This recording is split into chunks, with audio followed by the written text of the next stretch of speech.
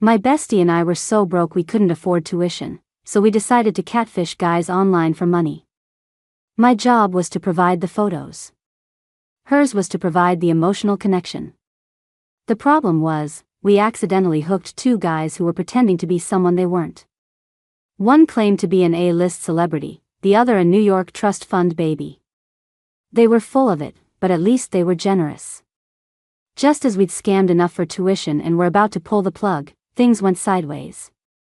The aloof, cool-headed celebrity posted my picture on X, announcing to the world he was in a relationship. Then the NYC trust fund kid reposted it with a single question mark. So? What are you doing announcing your new relationship with a picture of my girlfriend? The internet exploded.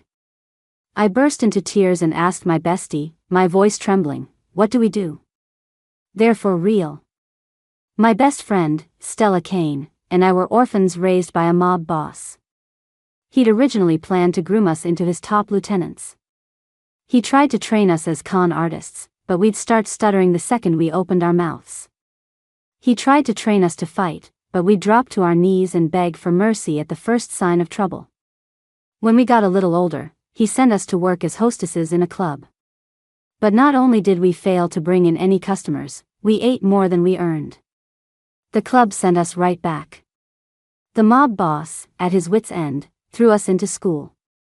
After we took our SATs, he stared at our scores, one a 1580, the other a 1570, completely dumbfounded. He realized with despair that we were good for nothing but studying. Faced with our big, innocent eyes, the mob boss avoided our gaze.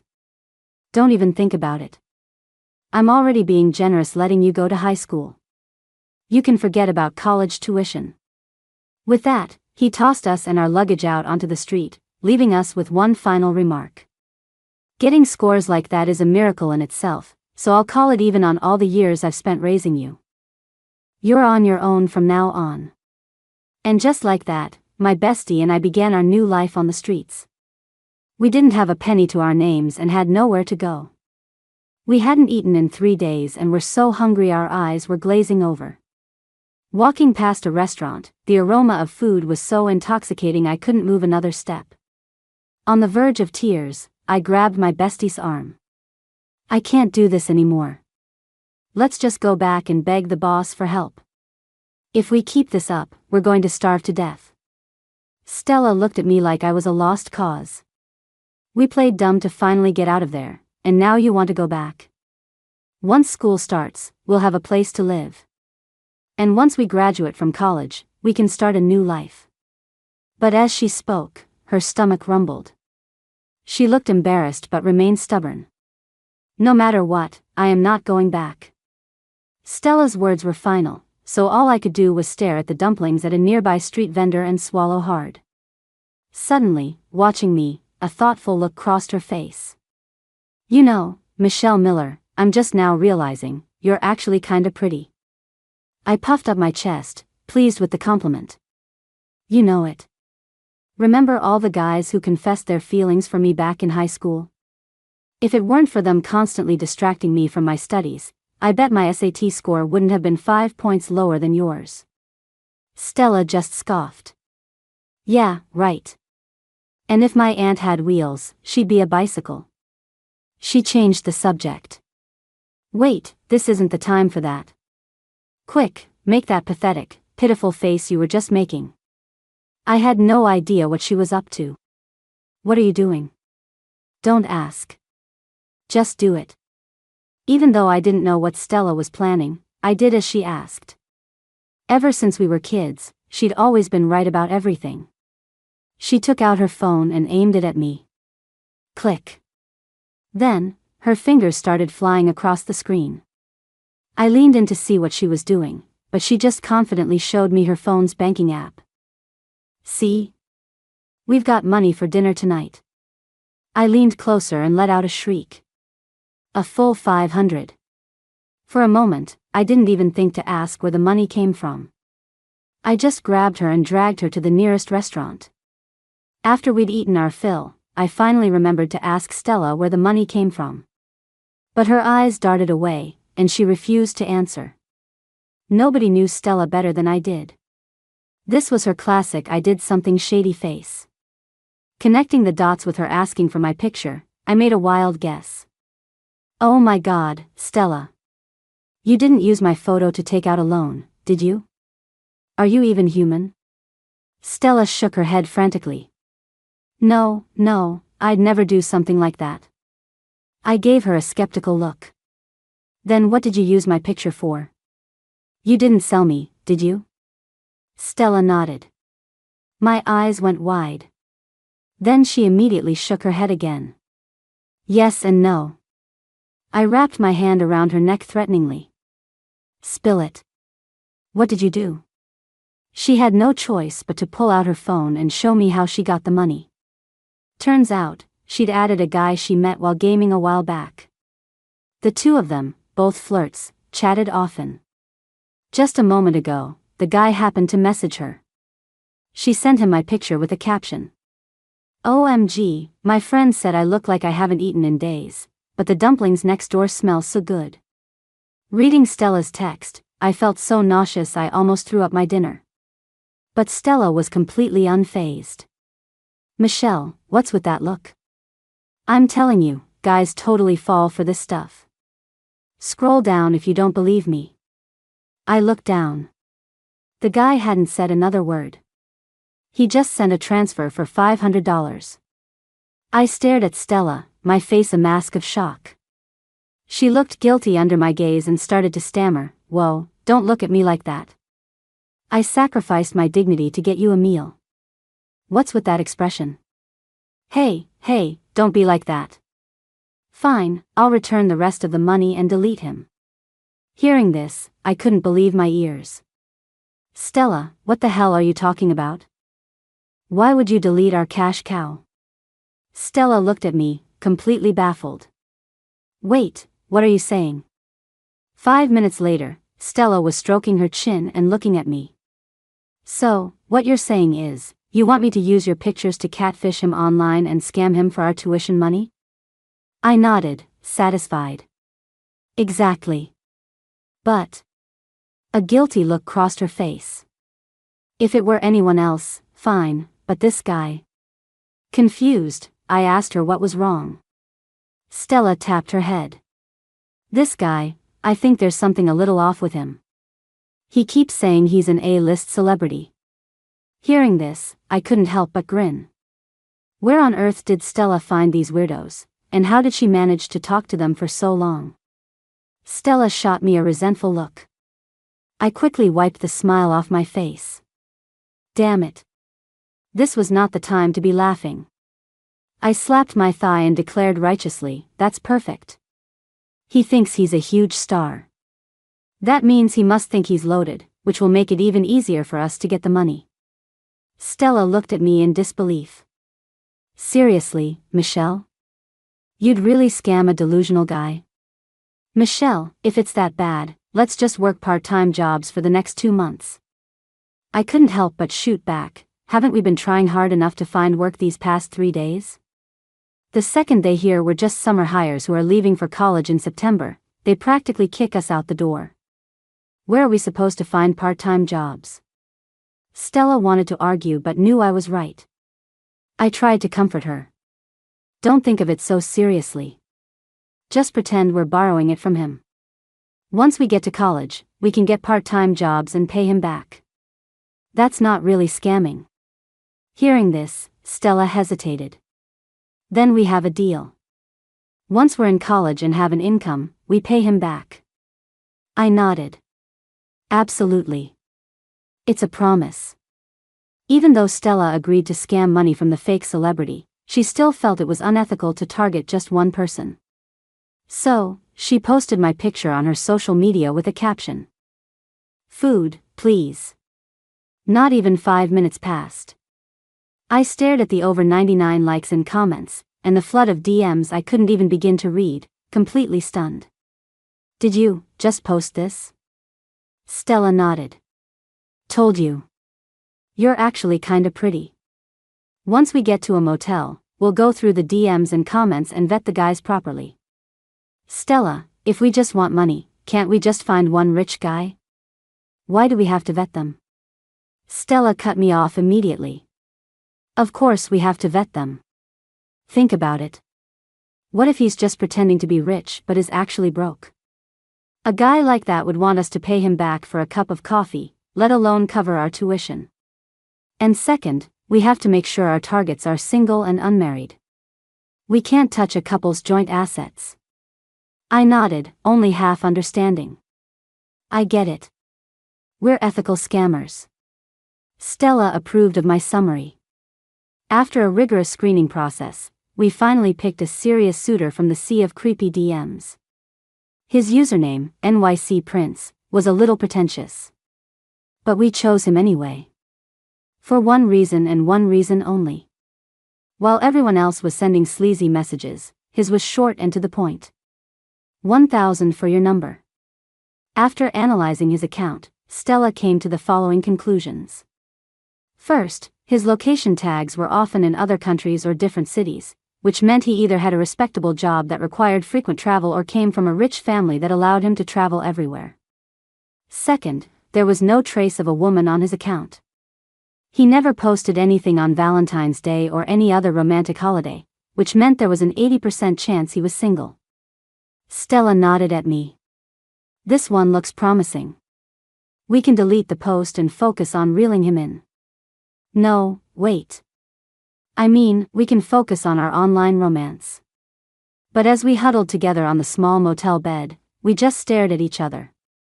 Stella, what's our next move? Good question. Aren't you the one who's good at chatting? Go on, talk to him. Stella looked troubled. When I was talking to that celebrity guy, we were just friends. Now that our goal is so specific, I'm kind of drawing a blank. As we were hesitating, a message came through. The phone's vibration made us both jump, and we flung it several feet away. Michelle, go see what he sent. No way. I already sold my face. It's your turn to provide the emotional labor. After a brief struggle, Stella finally picked up the phone. The prince had sent a direct transfer of $1,000. He left a short message. The old man sent me to close a deal. Talk tonight. Stella laughed when she saw the message. Michelle, what kind of luck do we have? All day long, we just keep adding posers. The old man, I thought I'd accidentally opened a cheesy romance novel on some app. I couldn't help but laugh too. Stella immediately replied. Okay, Prince Charming. I'll be waiting. A moment later, he replied with, good girl. I finally lost it. Has this guy read too many novels and started thinking he's some kind of domineering CEO from New York?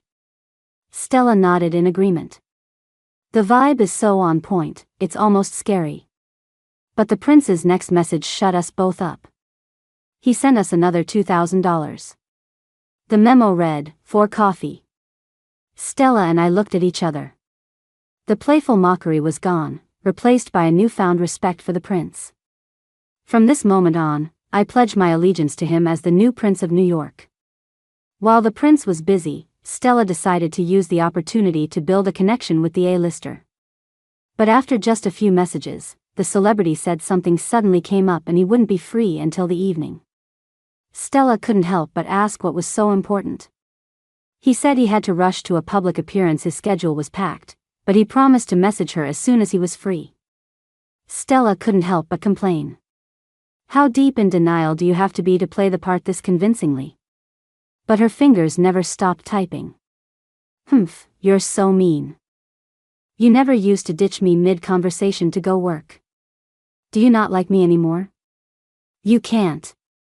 Even though Stella was saying this, she looked pretty happy. It's perfect timing. The star I like has a press conference for his new drama tonight, so I'll have time to watch him.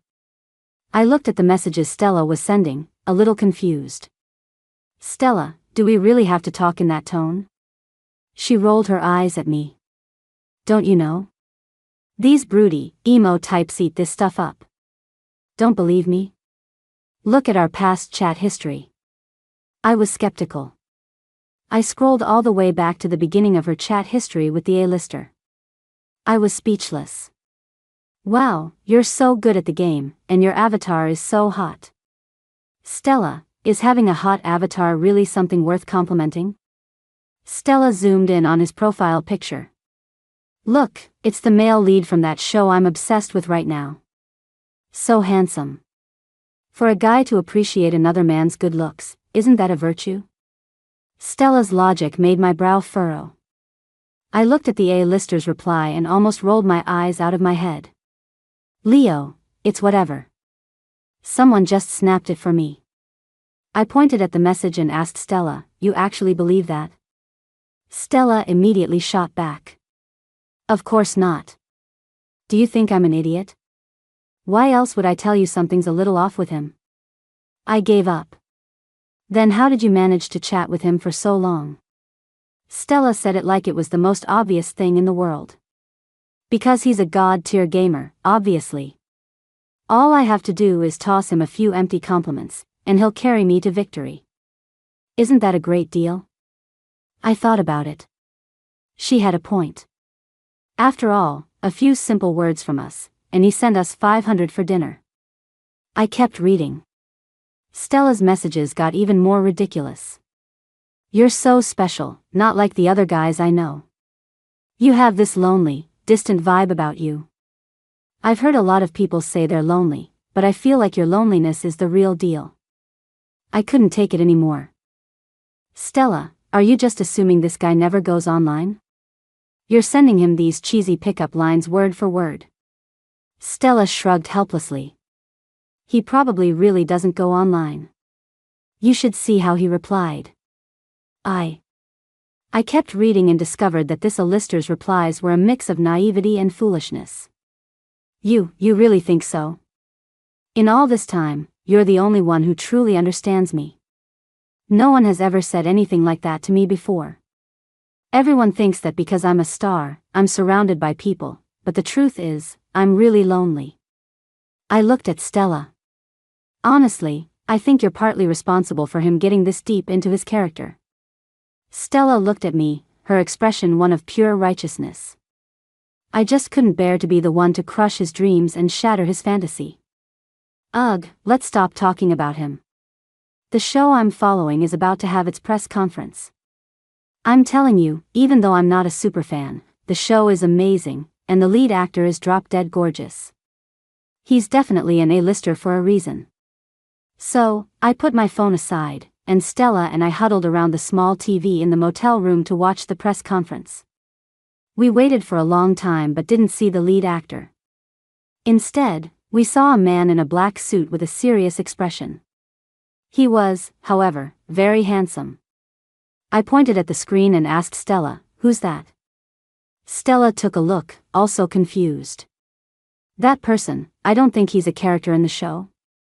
She pulled out her phone and did a quick search. "Oh, I know. That's the so-called NYC prince. His family invested in this show, so he's attending the press conference too." After Stella finished, we couldn't help but exchange a mischievous glance and say in unison, "The NYC prince?" The real prince was at a press conference. I wondered what billion-dollar deal our online prince was closing. So, we sent a message to our Prince Charming. "Hey, how'd the deal go?" "It was okay." Stella couldn't help but laugh at his reply. "Still keeping up the act. You lied to me, didn't you? You were actually at the press conference." He was clearly hesitant. After a long pause, a message came through. "How did you know?" Seriously, couldn't he even come up with a decent lie? One minute he's closing a deal, the next he's at a press conference. Stella pressed her advantage. "You told me you were closing a deal, but you were at a press conference instead. There must be tons of pretty actresses there. No wonder you had to lie to me." "It's okay, though. I can handle it."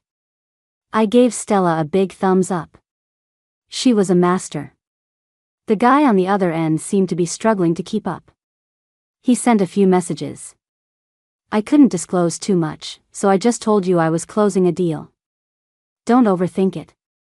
I'm not the type to just lie to people." And then came another transfer notification. The prince sent us $10,000. Memo, I'm sorry. Go buy yourself a gift. I gulped and nudged Stella. I'm not seeing things, am I? He just casually sent us $10,000? Stella was stunned too. Seriously, how can anyone be this rich? Oh, dear Lord, would it kill you to let one more rich person exist in this world? Me. Just then, a loud clap of thunder boomed outside, and Stella and I grabbed each other in fear. Stella couldn't help but curse. I get it. The world would end if I got rich, right? You don't have to remind me like this. The next day, we were huddled over the chat with the A-lister, plotting loudly. Stella, hurry up and mention money. Don't forget, you're supposed to be a gold digger. Stella looked nervous. What do I do? I feel so awkward. Don't be awkward. Just do what you did to get that first 500. Stella cleared her throat and said in a sweet, delicate voice. Hey, I really want that new skin in the game. Sure enough, he immediately sent a $200 transfer. After seeing the prince's generosity, $200 wasn't enough to wow us anymore. But adhering to the principle that every little bit counts, we gladly accepted the money. Unexpectedly, 10 minutes later, the A-lister messaged us again. Hey, Stella, how come I don't see your new skin in the game? Stella slowly closed her eyes. You've got to be kidding me, are we really going to spend the money we just got on a skin? Come on, Stella, buy it, buy it. I already got mine. I'm just waiting for you so we can play together.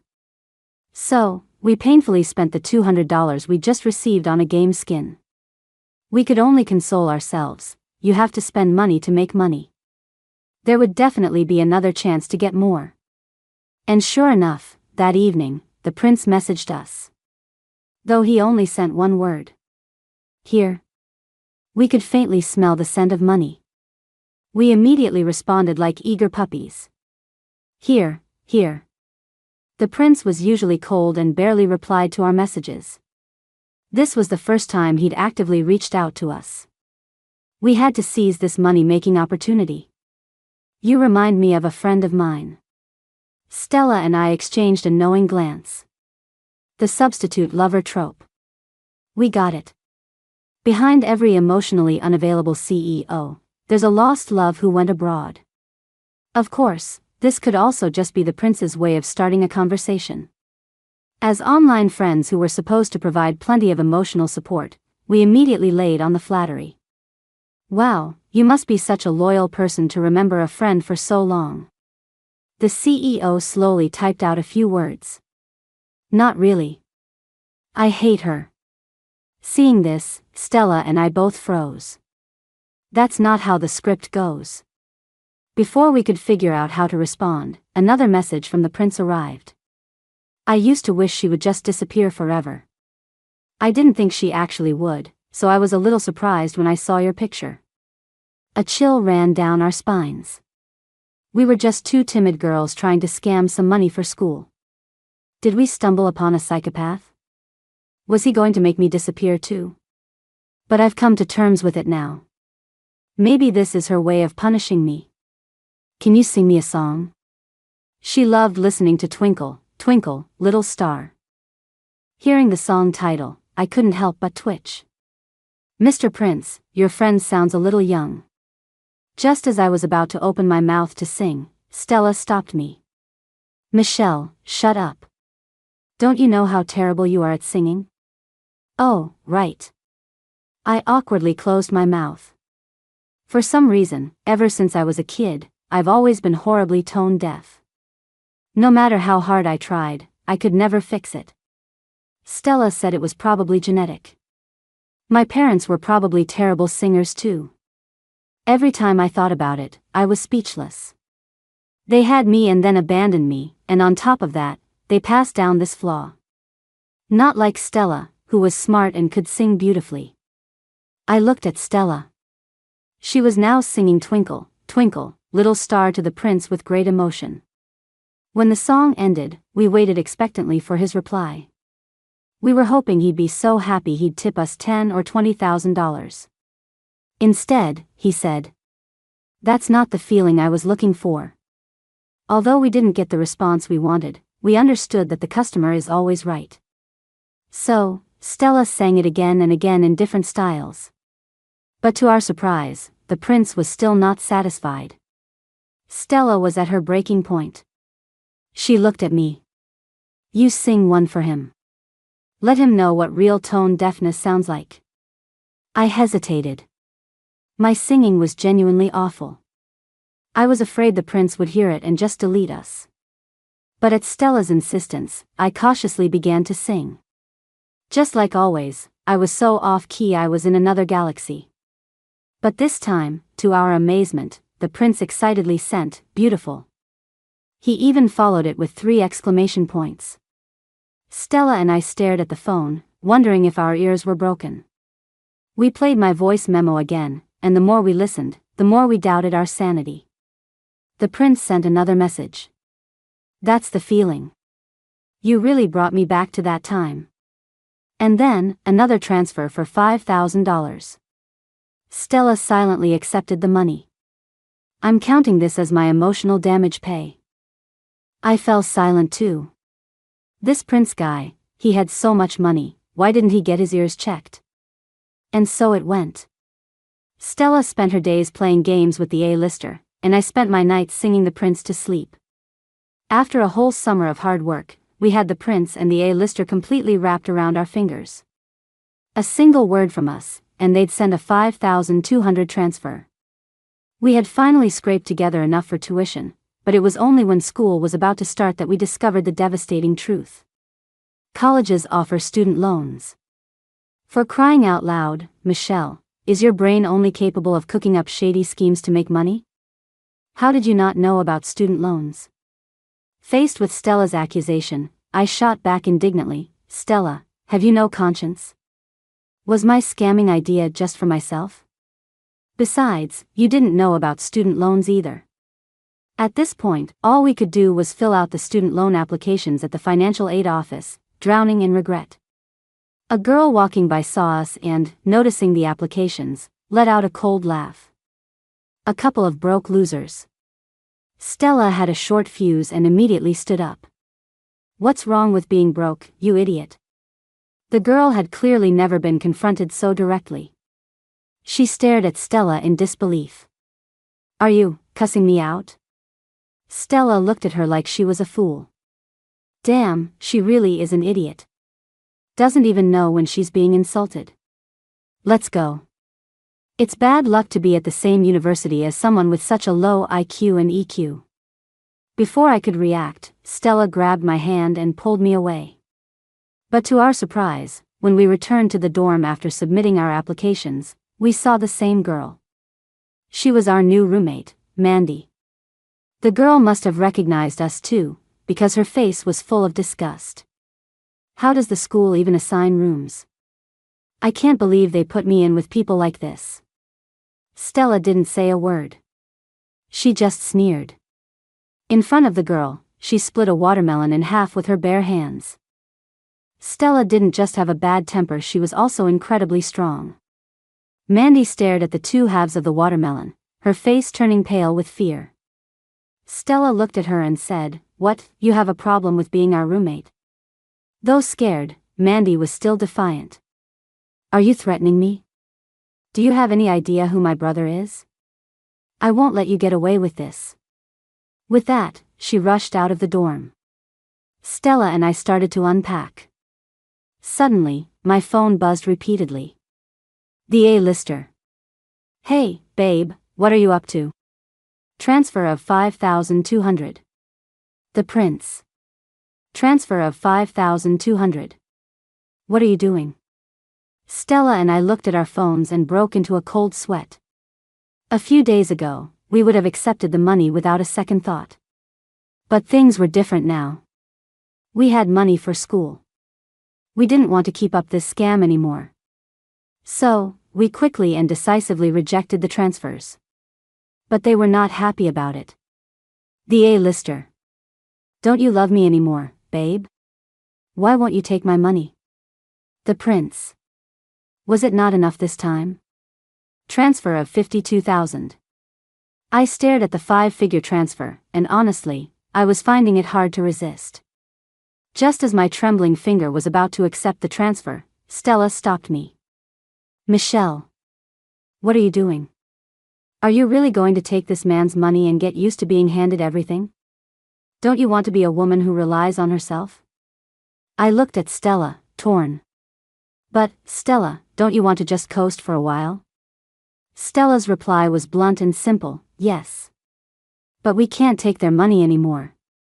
Our original goal was just to get tuition money. If we keep taking their money like this, we'll have lost sight of why we started. How would that make us any different from the mob boss who raised us? Honestly, I was old enough now that her righteous speeches didn't really work on me. But I could tell Stella didn't want to accept the money, so I hit decline. I thought she would be happy, but she just stared at me in shock. Wait, Michelle, you really declined it? I gave her a slightly exasperated look. What else? You couldn't convince yourself to take it, so you were waiting for me to convince you? We looked at each other and let out a long sigh. Forget it. It's not in the cards for us. We'll just have to rely on ourselves. With that thought, I made a suggestion. Stella, why don't we just tell them the truth? And then transfer all their money back to them. We only spent a little, so we can just count that as our service fee. Stella nodded. You have a point. But how should we break up with them? A smile crept onto my face. That's the easy part. I grabbed my phone and, without a second thought, drafted the breakup texts. First, for the A-lister. I've thought about this a lot, and even though I was happy with you, I don't think we have a future.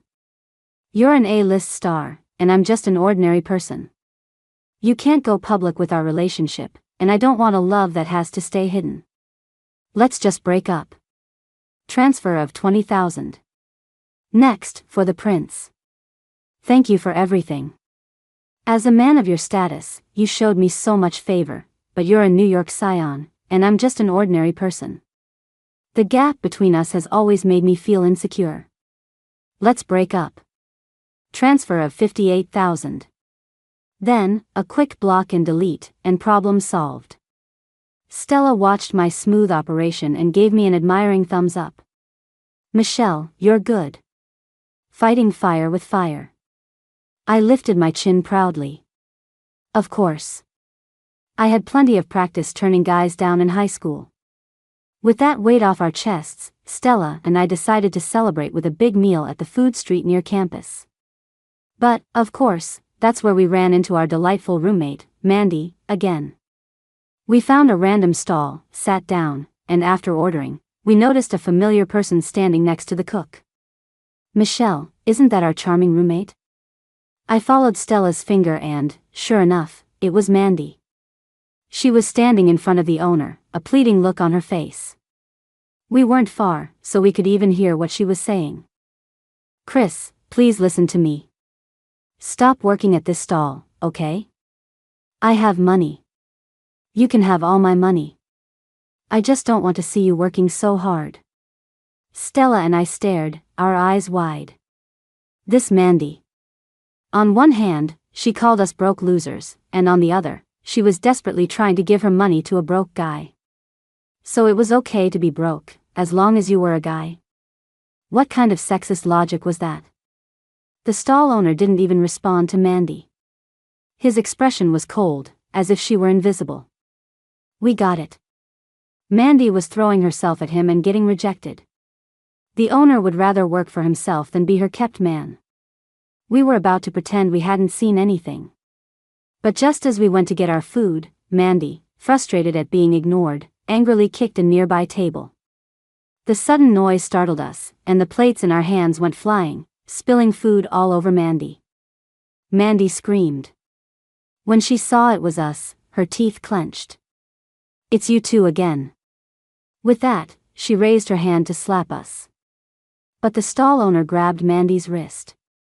That's enough, Mandy. How long are you going to keep this up? Mandy was furious. Chris. Why do you always take their side instead of mine? Didn't you see what they did to me? I quickly explained. Excuse me, lady, if you hadn't randomly kicked the table, you wouldn't have scared us, and we wouldn't have accidentally spilled everything on you. Chris nodded. She's right. Mandy, embarrassed and enraged, glared at us.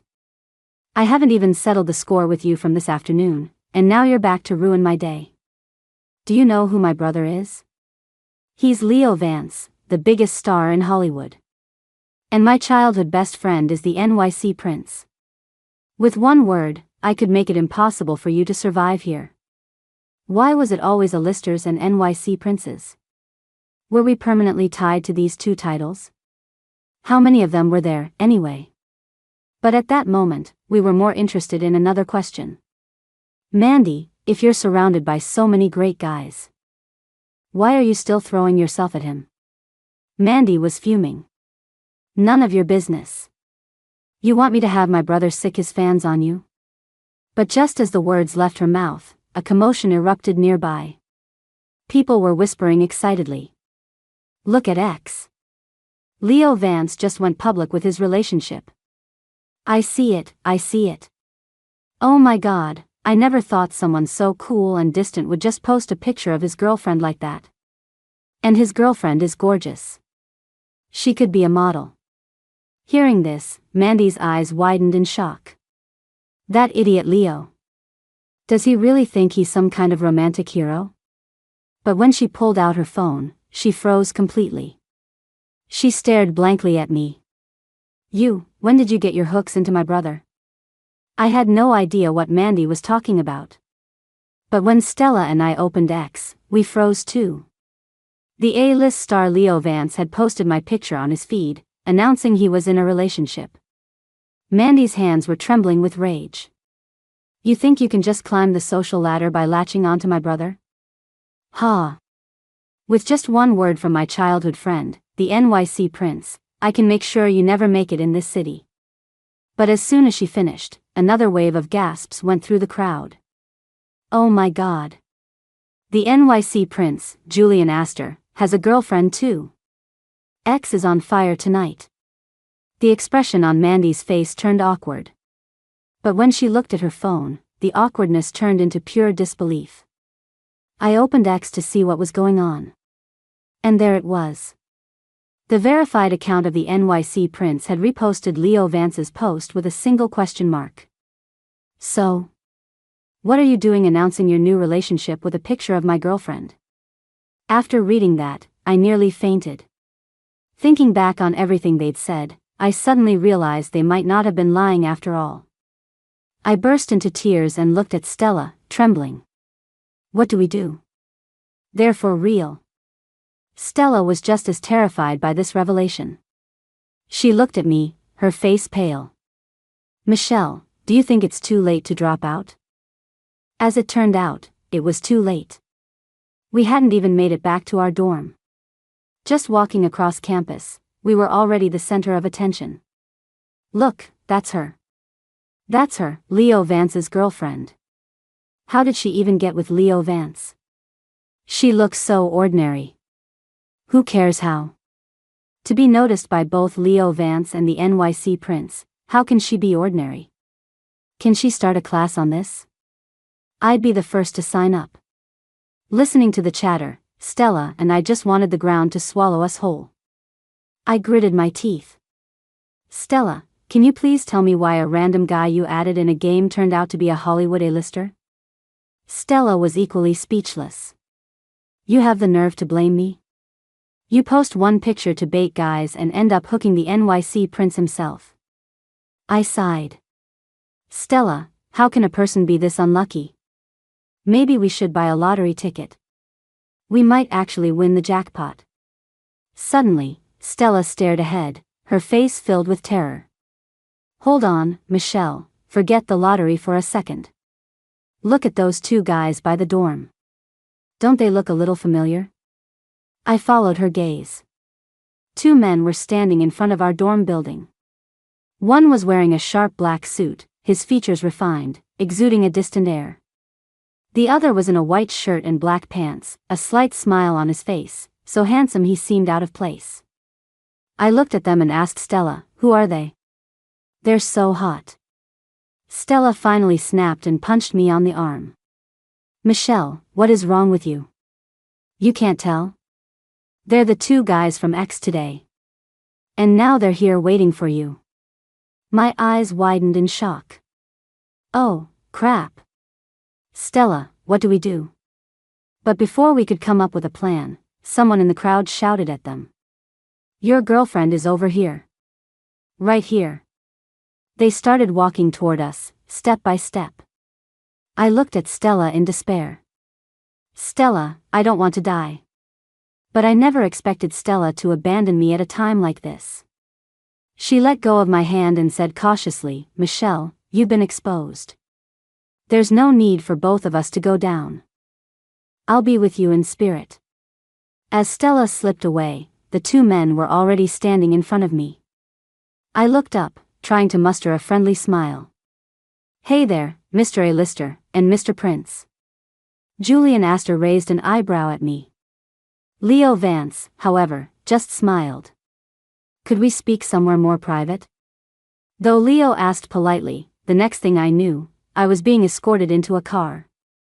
We were in a 5-star hotel restaurant. Outside the window, the city lights blurred into rivers of traffic, showcasing the unique glamour of New York. Leo and Julian calmly cut into their steaks in front of me. I just watched them in silence. It smelled delicious, but I couldn't bring myself to eat a bloody steak. Julian looked down and suddenly asked, "Your name is Michelle Miller, right? Did you have fun messing with us?" I shook my head. Julian let out a cold laugh. "You didn't have fun? We just compared our chat logs. You spent your days playing games with him and your nights singing for me. You're a busy girl." Oh no. They'd already compared notes. Was I going to make it out of here alive tonight? "Damn you, Stella. We did this together, and you're leaving me to take all the heat. I'm going to get you for this." Just as my mind was racing with all the ways they might torture me tonight, Leo suddenly got emotional, his eyes turning red. "Michelle, you only talk to Julian at night for his money, right? The person you really love is me, isn't it?" Leo was crying so beautifully it was almost heartbreaking. I nodded. It was true. I only talked to Julian for his money. Leo smiled when he saw my response. But then I shook my head again. Because that wasn't right either. I only talked to Leo for his money, too. Leo looked at me. "Michelle, you only broke up with me because you were mad I didn't make our relationship public, right? I've already announced it on X. Please don't be mad at me anymore, okay?" Hearing this, I felt a wave of despair. I should have used a different breakup excuse. Then I wouldn't be in all this trouble. Seriously. Where did Stella learn her flirting techniques? How did she manage to get him this obsessed?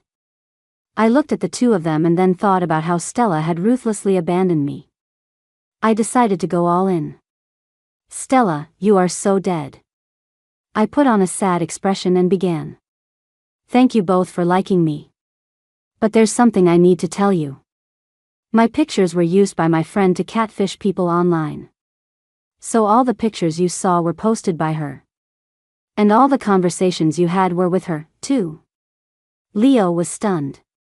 "You're saying, she was the one playing games and chatting with me this whole time?"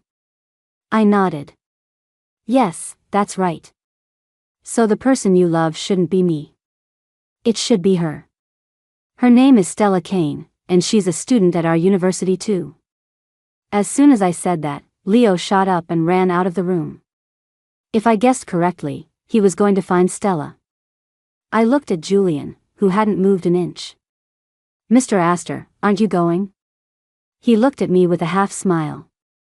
"No. After all, I'm interested in your face, not your soul." Wait, that's not. Was I supposed to say thank you? We sat facing each other, neither of us speaking. Just as I was trying to come up with an excuse to slip away, Julian finally spoke. No one dares to mess with me like this. You're the second person to do it. Who was the first? At my question, a small smile played on his lips. She's dead. I sucked in a sharp breath. No way. Am I about to die? Suddenly, a sad look crossed Julian's face. No, wait. Maybe not dead. Maybe she just went missing. In that moment, I thought of all the news stories about girls who went missing and were trafficked. I wanted to be on the news, sure. But not like this. I squeezed out a couple of tears and looked at Julian pitifully. Sir, I'm begging you, please let me go. I wasn't the one chatting with you, and I returned all the money. I really don't want to die. Julian looked at me. Do I look like I'm in the mob? I shook my head vigorously. Not at all. Not one bit. Then why do you look like you're about to be executed? Relax. I don't want your life. I just want to make a deal with you. Hearing this, I quickly covered myself. Sir, please don't. I'll perform, but I won't sell my body. Julian fell silent. Could you please uninstall that cheesy romance novel app from your phone? Half an hour later, I was trying to process what Julian had told me. So, you're saying that the Osgood family's daughter went missing over a decade ago. And you want me to pretend to be her? Julian nodded. But, out of all the people in the world, why me? Julian pulled out his phone and showed me my picture. Because you, like Vivian Osgood, have a mole at the corner of your eye. And you're about the same age. I was still worried. You said it yourself, the Osgoods are a powerful family. What if they find the real Vivian? My cover would be blown, and they wouldn't let me get away with it. Hearing this, a look of sadness crossed Julian's face. Don't worry. They've been searching for all these years and haven't found a thing. They only found the person who took Vivian back then. According to him, he sold her on the black market. It's likely she didn't survive. Listening to Vivian's story, I felt a pang of sympathy. Even a rich girl's life could be so tragic. Just like me, growing up under the thumb of a mob boss. But I was different from the heiress. The boss told me I was abandoned by my family at an orphanage when I was 8. He was the one who took me in. My parents abandoned me, but the heiress wasn't abandoned. But my DNA is different from hers. They'll know once they do a paternity test. Julian lifted his head slightly, his expression arrogant. Don't worry. Just do as I say. No one will know you're the fake Vivian Osgood. I trembled slightly. So, why exactly do you want me to pretend to be Vivian? At that, Julian looked out the window. I couldn't see his expression. To get justice for the real Vivian, of course. 10 years have passed. I don't believe an 8-year-old girl just wandered off and got taken by traffickers. Don't worry. Whether I find the truth or not, I'll give you $10 million in the end. And I'll cover your and your best friend's tuition and living expenses during this time. After all, you two seem to be very short on cash, right? For crying out loud, did we really look that poor? I wanted to reject his stereotype. But I found that I absolutely could not reject $10 million. When I got back to the dorm, I was still in a daze. I wanted to tell Stella everything that had happened tonight. But when I got back, the dorm was empty. I was about to check my phone when I realized it was dead. A wave of panic washed over me. Even though Stella's decision to abandon me tonight was a capital offense, I didn't want her to die so soon. I quickly plugged my phone in. Ugh. This cheap phone that came free with my plan had a terrible battery. The moment my phone turned on, I saw countless missed calls from Stella. And 99 messages from her. 8:13 p.m. Don't say I'm not a good friend, but if we both got caught, there'd be no one to come up with a plan. Don't worry, if you're not back in an hour, I'll definitely come rescue you. 8:20 p.m. Michelle, why aren't you texting me back? Are you mad at me? Come on, just text me back. 8:30 p.m. Michelle, don't scare me. Just text me back, and I'll make it up to you later. I really know I was wrong.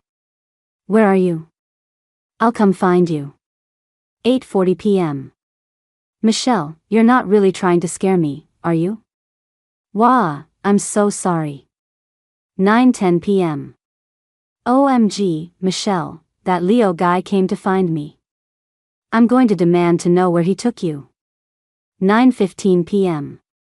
He confessed his feelings for me? Why is he so fickle? What a player. 9:30 p.m. Chloe. We have a house. This Leo guy gave me an apartment right next to campus. He said you're fine. When you get back, remember to come find me. I moved all our stuff here. After scrolling for what felt like an eternity, I finally finished reading all the messages. So, Stella had moved into the apartment Leo gave her. Wasn't that moving a little fast? Was this even real?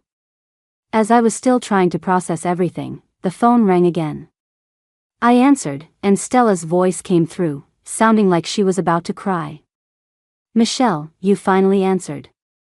You can be mad at me, but you can't just not answer your phone, wah. Where are you right now? Half an hour later, I was sitting in a luxuriously decorated apartment, staring at Stella in disbelief. You're telling me this apartment was a confession gift from Leo? Stella nodded. I wasn't going to accept it at first, but then I looked it up online, and this place is worth almost $10 million. I thought if I accepted it, we could live here together. Michelle, look. We have a home. We have our own place. Normally, I would have hugged Stella and celebrated with her. But right now, all I felt was anger. I had been dragged away to face those two guys, my heart pounding, and even agreed to Julian's crazy plan, all for a promise of $10 million after the job was done. And I come back to find that Stella did nothing and got a whole apartment for free. I looked at Stella, my eyes blazing. Stella. You traitor. I'm going to kill you. With that, I lunged at her. Stella and I wrestled, tumbling around and trading blows. Finally, we were exhausted. We lay side by side on the bed. I stared at the ceiling light, my eyes vacant. Stella, am I dreaming? Why does it feel like we got everything overnight? We actually have a house. Stella, panting, replied, we're not dreaming. We really have a home. Sometimes, a person's life can flip to the other extreme in a single moment. I laughed. Stella, your parents must have been philosophers to have a daughter as philosophical as you. Stella laughed too. People who abandoned me at birth? I doubt they knew anything about philosophy. I'm actually jealous of you. At least your parents raised you for 8 years. A wave of melancholy washed over me. But, I can't remember them at all. It's like my memories from before I was 8 have completely vanished. That night, Stella and I talked for a long, long time. We talked about what we imagined our biological parents were like, about the traumas of the past years. Even though we grew up together and were inseparable, we had an unspoken rule. We never talked about these things. Only tonight, it seemed, we finally admitted to ourselves that we were unwanted children. We laid our wounds bare for each other to see. Late at night, Stella fell into a deep sleep beside me. I looked out at the twinkling stars and thought back to when I first met her. When the mob boss adopted me, the first time he brought me home, I saw Stella. She looked at me with hostility. The boss's underlings were jeering. Boss, brought back another girl? You're not married, but you've got quite a few kids, huh? The boss shot them a glare. What do you idiots know? These 2 girls are smart. They'll be a big help to me someday. So, the first thing Stella ever said to me was, you think you're so smart? Let's see who's smarter. Stella had always been brilliant, so of course, I was no match for her. In the beginning, she targeted me relentlessly. Thinking back now, even though the mob boss was no saint, he was her only source of security at the time. She was afraid my arrival would replace her in his eyes. Our relationship started to thaw when we were 10. The boss decided we were old enough to start scamming people. He told Stella to play dumb and trick people out of their money. But Stella, as smart as she was, knew that if she succeeded this time, the boss would never let go of his new cash cow. So that day, she made some very clumsy mistakes and came back with nothing. The boss was furious. He locked her in her room without food. But that night, I saved 2 steamed buns for her and snuck them into her room. Back then, Stella had none of the innocence of a 10-year-old, only a face full of wariness. "What are you doing here? Came to laugh at me?" I shook my head. I carefully brought out the 2 buns I'd hidden behind my back. When Stella saw what was in my hands, she froze. That night, she devoured them. Finally, she looked at me. "If we escape from here, you'll listen to me from now on. I won't hurt you, okay?" Even though I didn't understand anything back then, I knew. Stella wasn't lying. At 10 years old, in a rundown room, we became friends for life over 2 steamed buns. In the years that followed, I listened to Stella, playing dumb and acting like a fool. Stella said that only people with no value get thrown away without a second thought. Our job was to appear completely worthless to them. To be honest, the day the boss kicked us out, I was still terrified. As bad as he was, he had given us a place to live and food to eat. I was afraid that without him, Stella and I would end up on the streets. But that day, Stella grabbed my hand and walked away without looking back. She said, "Michelle, don't be afraid. Our future is going to be amazing." It was like her words always had a kind of magic. They made me trust her unconditionally. I looked at the sleeping Stella and smiled. "Stella, we're going to be happy, right?" I never expected that the next day, when Stella found out I was going to the Osgoods to impersonate Vivian, she would leap out of bed in terror. "Michelle, are you out of your mind? You sold yourself for $10 million? Her reaction startled me, and I quickly grabbed her arm. "What are you talking about? I'm just going to the Osgoods for a little while. I didn't sell myself. Julian said that as soon as he finds the truth, I'll be free, and he'll give me $10 million. Stella was incredulous. "When he finds the truth? What if he never finds it? Are you going to pretend to be their daughter for the rest of your life? And that's the best case scenario. What if they find out you're a fake? How is Julian going to protect you then?" She grabbed my hand. "We're going to go talk to him right now and tell him we're not doing this. Michelle, I never should have left you alone. I can't believe you do something this stupid. Come on, let's go. I'm taking you to clear this up." But I just looked at my phone, momentarily stunned. "Stella, look at X. I think it's too late." Stella seemed to have a bad feeling. She pulled out her phone, and after seeing the top trending topic, she closed her eyes in despair. Because today's #1 trend was OS Good Heiress found after years. And the second was hashtag Osgood Heiress caught in love triangle with NYC Prince and A-list star. The comments were filled with people marveling at my life story. No way. Is this a drama plot? Fought over by an A-lister and a trust fund baby, only to accidentally find out you're a high society heiress? When is it my turn to live this life? I thought getting noticed by a celeb was cool enough, but that was just the beginning of the Cinderella story. Damn it, God, am I not your grandchild too? Reading the comments, my heart pounded. Why did everyone believe it so completely? Didn't anyone think I might be a fake? Suddenly, my phone rang. It was Julian. I fumbled to answer it. "Get ready. Your parents are on their way to pick you up. Remember, don't overact. You need to act like you just found out about this too." Hearing this, Stella and I exchanged a look of terror. Seriously? The test was coming this quickly?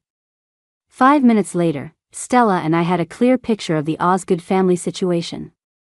Stella stroked her chin, her expression shifting. So, Vivian Osgood's mother died when she was 5. Then her father married a stepmother when she was 6. And the stepmother gave birth to a son in the same year she married into the family. And then Vivian accidentally went missing when she was 8.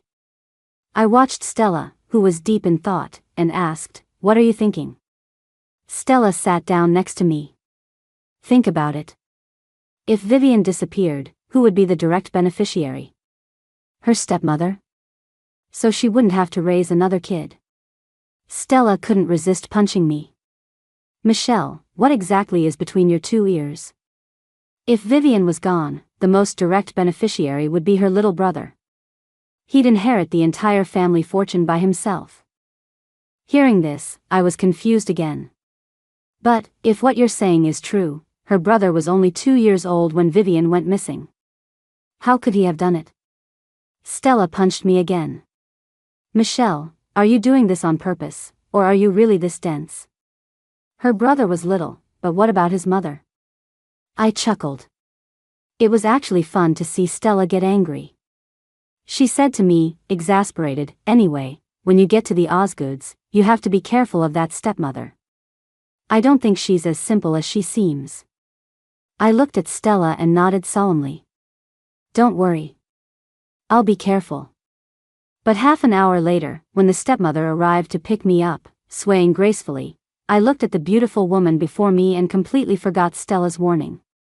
My God, how could someone who had already had a child still be this beautiful? The beautiful stepmother hugged me, her voice full of sympathy. "Oh, sweetheart, you must have suffered so much all these years." It's okay. We're finally home."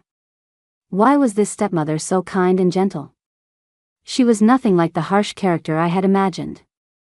No, I had to stay vigilant. I couldn't let her take advantage of me. But the next second, being held in her soft, fragrant embrace felt so comfortable.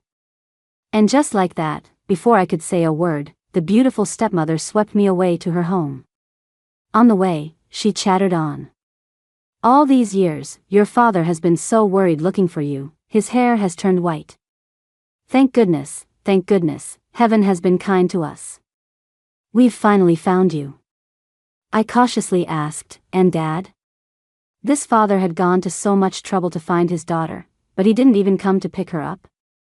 The beautiful stepmother replied excitedly, "Your father is waiting for you at home. Over the years, we've had so many moments of hope followed by despair. This time, your dad didn't dare to get his hopes up, so I came to take you for a paternity test first. By the time we get home, the results will be out." So that was it. My father didn't believe I was his daughter yet. I went with the beautiful stepmother for a paternity test. I wasn't worried at all, because I remembered Julian saying he would handle everything. Sure enough, just as we were about to arrive home, the beautiful stepmother saw the results and cried out in excitement. "Finally, this time, we've finally found her." She gently stroked my shoulder. "Sweetheart, it's really been hard on you all these years."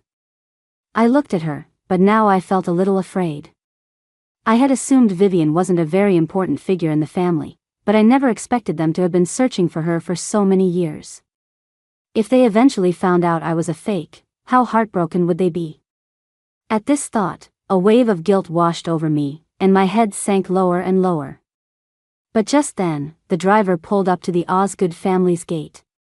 The beautiful stepmother took my hand and led me slowly toward the house. At the entrance stood a middle-aged man who looked tired but still carried an air of distinction. As I stood there stunned, the stepmother gently nudged me. "Sweetheart, go on, call him Dad." Only then did I dare to lift my head and whisper, "Dad." The middle-aged man's eyes suddenly turned red, and he kept repeating, "You're back, that's all that matters. You're back." Life at the Osgoods was much better than I had imagined. It seemed like everyone was eagerly awaiting my return. When I told Stella about this, she was shocked. How is that possible? Are wealthy families really this harmonious? I quickly typed a reply. So far, it seems really harmonious. But just as I sent the message, I heard a soft knock on the door. It was my stepmother. "Vivian, are you asleep? Stepmom has something to talk to you about," is that okay?" Hearing this, my heart tightened. Was it finally coming? The showdown with the wealthy stepmother.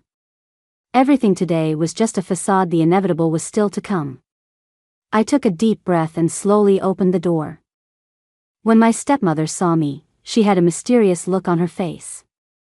I sighed softly. Of course. The waters of high society were indeed deep. But to my surprise, after she led me to her room, what she said completely shocked me. Her tone was gossipy. "Vivian, dear, which one did you choose? The A-lister or the NYC prince? Tell your stepmom, please. I promise I won't tell anyone else.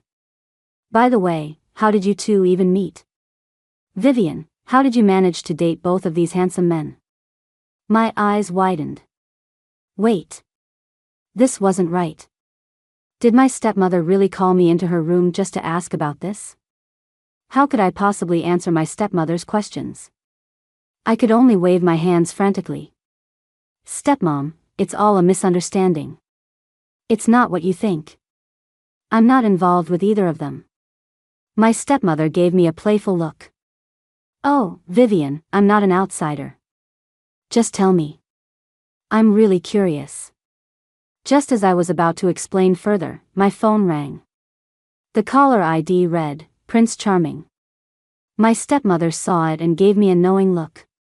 "And you still say you're not involved? Why would he be calling you in the middle of the night then? It seems my judgment was right. You chose the prince." I was getting anxious. "Stepmom, it's not what you think." My stepmother laughed and waved her hand. You, stop explaining. Go answer your phone."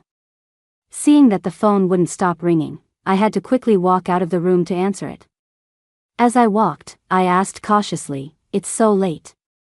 What's up?" Julian's voice was tinged with annoyance. "What took you so long to answer? Were you out committing a crime? Or were you busy catfishing and singing to someone else?" Even through the phone, I could picture Julian frowning, his face looking sharp and critical. I asked again, "Is there something you need?" Julian was silent for a few seconds. I couldn't help but raise an eyebrow. So he had nothing important to say and was just calling to check up on me. How was he any different from those ruthless capitalists, spending a little money and expecting to control all my time? If there's nothing else, I'm hanging up. Just as I was about to press the end call button, Julian suddenly spoke. "Leo brought Stella to a bar. Do you want to come? If you come, you can also give me an update on the situation at the Osgoods." Hearing Julian's words, a surge of anger rose within me. Here I was, playing the part of a fake heiress at the Osgoods, my heart pounding with fear, while Stella was out having fun at a bar behind my back. So I replied to Julian without a second's hesitation. "I'm coming. Give me the address." Though I was full of bravado when I decided to go, as I sat in the car on the way to the bar, a sense of panic began to set in. I had never been to a proper bar before. The only time was when the mob boss sold us to one. The bar owner made us sing to promote drinks, and we had to feign obliviousness while a crowd of men stared at us with predatory eyes. Though our faces were blank, we were terrified inside. The experience left me with a lasting trauma of bars. Stella and I had once sworn we would never set foot in a bar again. I can't believe it. Stella had forgotten her roots. She had learned to go to bars for fun. Thinking of this, I gritted my teeth again. But when I got out of the car, I froze at the sight of the bar in front of me. This place, decorated like an art gallery, was a bar? So this is what city bars were like. As I stood there stunned, Stella came over and slapped me on the shoulder. "Michelle, how was it being a high society lady for a day?" I shot her a glare. "Definitely not as carefree as you, Miss Kane. Stella, how dare you sneak out on a date without telling me?" Stella looked confused. "Michelle, what are you talking about? Didn't you tell Leo to ask me to come here? You said you had something to talk to me about." So, we were both used as bait for each other. Inside the bar, Stella sat next to me. Leo tried to sit next to Stella but was rejected. He looked hurt. Babe, why are you so cold to me now? You weren't like this before. Stella looked at him, her tone strained. Leo, we haven't confirmed our relationship yet. Please don't call me that. Do you think you can do whatever you want just because you gave me an apartment? Is that the kind of person you think I am? Hearing this, Leo looked guilty. I'm sorry, Stella. It's my fault for being too casual. I'll remember this lesson and won't make the same mistake again. I couldn't help but roll my eyes. Stella's tactics weren't particularly brilliant, but she had the luck of meeting a total simp. Julian sat across from us, watching us coldly. Are you two done with your domestic drama? Now I'm going to ask about what I care about most. Michelle, did you notice any strange behavior from anyone at the Osgoods? I thought for a moment. I hadn't noticed anything strange. So I shook my head. No, they were all very friendly to me. Julian frowned. No problems is the biggest problem. I was confused. Why? Stella jumped in to answer. I know. Michelle, think about it. Vivian has been away from home for so long. Now everyone in the Osgood family will see her as an outsider, especially your stepmother. When Vivian comes back, she'll be competing with her for the inheritance. How could she possibly be so friendly? She must be faking it. Julian seemed thoughtful after hearing Stella's words. She has a point. So, what did your stepmother say to you today? Let's analyze it. Hearing this, I remembered what my stepmother had asked me today and felt a little awkward. Nothing, she didn't say anything to me. Stella leaned closer, scrutinizing me. Michelle, you're lying. She definitely said something to you, otherwise you wouldn't be so nervous. You can fool others, but you can't fool me. I can tell when you're lying. Before I could answer, Stella launched into her own theory, grabbing my arm with a horrified look on her face. Michelle, you're acting so timid. Did she threaten you? I was speechless at Stella's wild imagination. No, she really didn't. Now Stella was getting anxious. So what did she say? Just tell us already. I was hesitant. Are you sure you really want me to say it? They nodded in unison. All right, I'll tell you. She called me into her room today, and then. They looked at me with grave expressions, waiting for the rest. And then she asked me if I was with Leo or with Julian. For a moment, I could almost hear the sound of the three of them turning to stone. Julian was the first to recover. So, she did nothing all day but gossip with you about this? I nodded. Stella scratched her head awkwardly. Well, your stepmom is quite the gossip. Leo huddled closer to Stella, looking defensive. So how did you answer? You didn't say it was me, right? I belong to Stella now. Leo's comment made me want to roll my eyes again. Seriously, how did this lovesick puppy become an A-list star? If Hollywood is out of options, please let me have a shot. Thank you. I asked Stella, are you two dating? Stella immediately denied it. Of course not. I haven't said yes yet. I looked at Leo with a defiant glint in my eye. You hear that? She hasn't said yes yet. The moment Leo heard that, his face fell. He asked Stella, how long do I have to wait for a chance? Stella tilted her head, looking conflicted. Not so fast. You'll have to wait. Her words immediately reignited Leo's hope. Okay, Stella, I'll work hard. Whose idol, whose heartthrob was this, really? Julian, sitting nearby, looked at us as if we were all fools. Finally, he let out a soft sigh and instructed me, from now on, you have to tell me everything your stepmother says to you. I thought for a moment. Even things like what she said today? Julian paused for a second, then said, yes. So, in the end, who did you tell her you chose? Just as I was about to answer, a female voice interrupted me. Brother, Julian? What are you guys doing here? We all turned to look. The speaker was Mandy. She was dressed provocatively, with dramatic smoky eye makeup. She walked up to our table, and when she saw Stella and me, her expression instantly changed. Mandy looked at Leo angrily. Brother, didn't you and Julian tell me you were busy? Why are you here with people like this? Stella was furious. She stood up and moved closer to Mandy. What do you mean by that? Spell it out. What do you mean by people like this? And what kind of person are you? Mandy was clearly still shaken from when Stella had intimidated her before. She hid behind Leo, and her voice lost much of its arrogance. Don't think you can be all high and mighty just because your friend hit the jackpot and became the Osgood family's long-lost daughter. Hearing this, Leo couldn't help but speak up. Mandy, you can't talk like that. Mandy was used to getting her way and naturally didn't listen to Leo. Brother, why are you taking their side? You want me to tell Mom on you? Just as Mandy finished, Julian shot her a cold look. Mandy, Miss Osgood and Miss Kane are my friends. Even if you're going to be immature, at least show some respect. You know I don't have your brother's good temper. This time, Mandy was genuinely scared. She shot us a fierce glare and walked away, leaving only a parting threat. This isn't over. You'd better watch your backs. I was a little worried. With a temper like Mandy's, who knew how much trouble she would cause for us in the future. But Stella gently patted my shoulder.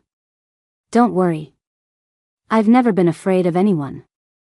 I nodded, but a sense of unease lingered. Late at night, Julian drove me home. The whole way, his face was cold and stern, as if he didn't want to say a single word. So I wisely kept quiet. But he kept glancing at me throughout the ride. It wasn't until we stopped. Just as I had opened the car door and stepped out, he cleared his throat. Michelle, you still haven't given me your answer. For a moment, I didn't register what he was talking about. What? What answer? He lowered his head slightly, seeming a bit embarrassed. You know, what you said today. Your stepmother's question. It finally clicked. Oh, that. I was about to tell him the truth, but then I caught a flicker of anticipation in his eyes. So I tentatively said, I told her, it was you. My voice was very quiet. When Julian heard it, a smile spread across his lips. An expected answer. Don't worry, I'll do my best to play the part of your boyfriend. Before I could react, Julian had already driven off. I stood there, a strange feeling blooming in my chest. I called Stella. Stella, something's wrong. The person on the other end was startled. What's wrong? Did the Osgoods do something to you? No, I think I might be in love. In love with who? Julian. I know it's not real, but my heart is pounding. Why is that? Stella fell silent. You're the type who falls for her drill sergeant at boot camp or her boss at a summer job, aren't you? I'm hanging up. The line went dead. Stella had actually hung up on me. I couldn't help but mutter, Stella, damn you. But just then, the main gate creaked open. The person who opened it heard every word. I looked at the person who had opened the gate and said respectfully, Dad. 10 minutes later, in the study, I was sitting on the sofa across from Vivian Osgood's father, feeling like I was on pins and needles. I thought to myself, this is bad. I shouldn't have sworn. Now I'm definitely going to get a lecture. But to my surprise, Mr. Osgood's first words were, Who is Stella Kane? Is she someone you dislike? I quickly shook my head. No, she's my best friend. We just joke around like that all the time. Mr. Osgood nodded, looking like he only half understood. I see. I'm getting old. I don't understand how you young people interact. I immediately denied it. Not at all, sir. People just have different ways of getting along. But the word sir that slipped out seemed to sting Mr. Osgood. His expression grew complicated. I'm sorry, Vivian. It took so long to find you. It's my fault you had to live such a hard life out there. But thankfully, you've grown into an excellent young woman and have good friends. I'm very proud of you." After he said that, his eyes welled up with tears. In that moment, a mix of emotions washed over me, and the guilt made me feel restless. If he found out I was a fake Vivian, how devastated would he be? "It's okay, Dad. Don't be sad. I've had a good life these past few years." That night, I told Mr. Osgood a lot about my life with the mob boss. How Stella and I would sneak out to find food, how we'd secretly gather information on the boss's rivals. I spoke with great excitement. But the more Mr. Osgood listened, the more heartbroken he became. "Vivian, you've really suffered." The conversation ended with me receiving an unlimited supplementary black card. "Vivian, all I have is money. Spend as much as you want." On the surface, I was reluctant. "Dad, what are you doing?" But inside, I was grinning from ear to ear. As I was about to go back to my room, my father suddenly reminded me. "By the way, Vivian, tomorrow I'm having the Lynn family's daughter come over. She can help you get to know the right people in the city." My mind was on the black card, so I just nodded casually and then forgot all about it. Which is why I was a bit dazed when I saw Victoria Lynn the next day. Victoria Lynn was dressed in a way that was both elegant and sophisticated, yet alluring, exactly like the socialites I'd seen on TV. She gave me a faint smile, polite and gentle. "Hello, Vivian. I'm Victoria Lynn. You can call me Victoria." I felt a bit awkward. Hello, Victoria." Mr. Osgood pulled me down to sit. "Vivian just got back, so she's still a bit shy sometimes. Victoria, take her under your wing, help her learn the ropes." Victoria nodded obediently. "Of course, Uncle." After speaking, Victoria stood up and walked over to me. "Vivian, would you mind showing me to your room?" I quickly nodded. "Of course." At this point, I still didn't quite understand why Victoria was here. It wasn't until we were in my room and she sat down in front of me that she began her introduction. "Hello, I'm Victoria Lynn. My father is the chairman of the Lynn Corporation, which ranks in the top 20 of New York's business circles. Currently, the most powerful family in the city is the Astor family. Julian Astor is their only son. The Vance family is close with the Astors, so even though their wealth isn't in the top 10, many other families look up to them. The Osgood family is second only to the Astors in New York, with assets in multiple industries. The Fords and the Lees have comparable wealth." Victoria rattled off the details of New York's elite families as if she knew them by heart. When she finished, she looked at me with a calm expression. I was half understanding, so I asked her, "What you're telling me all this for is?" Her tone was official. "Mr. Osgood asked me to brief you on the notable families in New York right now, so you can integrate into this circle as quickly as possible." So that was it. Now that you have a general idea of the power structure, there's a party tonight hosted by the Astor family. All the notable young masters and ladies of New York will be there. Mr. Osgood asked me to take you. You should get ready. I have something else to do, but I'll be back to pick you up at 4 p.m. After she finished, Victoria turned and left without a backward glance. I scratched my head. Even though this was my first time meeting Victoria, I sensed an unfriendly vibe from her. Her tone and expression were perfectly proper, leaving no room for criticism, but still. Before I could think more about it, my phone buzzed with a message. Stella was in trouble at school. By the time I got to the school, Stella had already been taken to the infirmary. I looked at her scraped hands and legs, my face filled with worry. What on earth happened? Stella looked weak. I smelled something strange as soon as I left this morning. A few minutes later, I felt dizzy and lightheaded. Just as I was about to go into the classroom, someone bumped into me and knocked me to the ground. My gut tells me this was no accident. I understood what Stella meant. Someone was trying to mess with her. But we had just arrived in the city and didn't really know anyone. Suddenly, I remembered Mandy's threat from yesterday. Could it be her? I made sure Stella was settled, then went to find Mandy alone. She was in her dorm room. With Stella and me gone, she had the whole room to herself. Seeing me at her door, Mandy sneered. What? Vivian Osgood, here to cause trouble? Weren't you the one who started trouble with us first? Mandy looked confused. Hey, Vivian, get your facts straight. Who's causing you trouble? I couldn't be bothered to deal with you. Mandy's tone was a mix of disgust and anger. I started to doubt my own suspicions. Was it really not Mandy? Seeing me standing there in a daze, Mandy pushed me out. Vivian, stop being crazy. I have to study. If I don't get into grad school, are you going to pay for my future? I decided to go back and investigate properly. But as I was walking through an alley, a group of people suddenly appeared in front of me.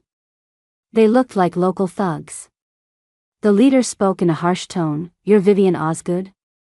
I nodded. Good. We have some business with you. Someone paid us to teach you a lesson. I instinctively tried to run but found myself at a dead end. They had planned this. They were here to trap me. They closed in on me, step by step, and I had nowhere to go. Just as their bats were about to come crashing down, I instinctively shut my eyes. But the pain I expected never came. I opened my eyes and saw a familiar figure standing in front of me. I couldn't help but call out his name. Marco? He turned and glanced at me, a smile on his face. But he had no time to respond. In a flash, he was fighting off the thugs. Marco was the most capable enforcer under the mob boss who had raised me. I heard he was also raised by the boss and had been risking his life for him since he was 15. He had helped Stella and me countless times growing up. When Stella and I were kicked out, he was away on a job for the boss, so we never got to say goodbye. I never expected to see him here today. Marco was an incredible fighter. In less than a few minutes, all the thugs were on the ground. Marco turned and led me away. I asked him, "Marco, how did you end up here?" He sighed. "My last job took a long time. By the time I got back, you two were already gone. I was worried you'd be in danger, so I asked around and came to New York. I was just about to head to your school when I ran into you here." I was surprised. "Marco, so you came to find us without the boss knowing?" Marco shook his head. "No, the boss knows I'm here. He even specifically told me to protect you." Hearing this, I was even more surprised. "The boss sent you?" Marco looked at me and nodded. "Yes. After all, the boss raised you for so long. I heard he regretted kicking you out right after he did it. When he saw the news about you, his years of street smarts told him someone might try to harm you, so he sent me to find you." I was lost in thought. Even the boss had seen this coming, but Stella and I had been completely clueless. But thinking about it, it made sense. Since coming to New York, Stella and I had stepped on a lot of toes. And this thought was only confirmed at the party that evening. When I went to the party with Victoria, she was a social butterfly, greeting people left and right. But I felt like an outsider. No one spoke to me. I couldn't help but quietly ask Victoria if I was being ostracized. She just smiled and said I was overthinking it, that people just didn't know who I was yet. But that wasn't the truth. Halfway through the party, everyone was in their own little groups, and I was the only one standing alone by the drink table. At that moment, I missed Stella more than ever. If she were here, she would have stood by my side without a second thought. Unfortunately, she was still lying in the school infirmary. I pretended to be deep in thought to make myself look less awkward. Soon after, a familiar female voice interrupted me. It was Mandy. She walked up to me and, in a voice only we could hear, taunted me. "What's wrong, Vivian? My brother and Julian aren't here, so no one's paying attention to you? You must be so embarrassed.